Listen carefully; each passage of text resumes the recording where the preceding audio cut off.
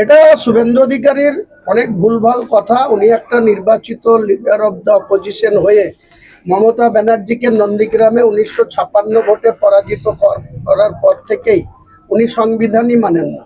একজন জনপ্রতিনিধি হিন্দুর হয় না, মুসলিমের হয় না, কোনো জাতের হয় না।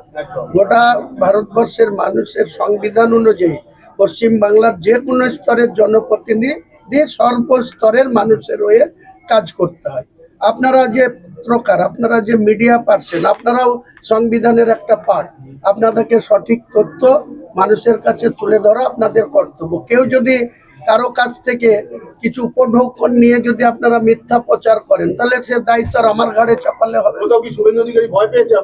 নিশ্চয় শুভেন্দু অধিকারীর যে লম্পঝম্প বা অভিষেক আর মমতা ব্যানার্জির যে 250-র হুঙ্কার, আজকের দিনে রাত্রে ভালোভাবে খোঁজ নেবেন। পিসি ভাইপো ট্যাবলেট খেয়ে ঘুমাতে হয় হুমায়ুন কবিরের এই যন্ত্রণায়। আর শুভেন্দু অধিকারীরও যে দখল করবই, সনাতনীদের সরকার হবেই।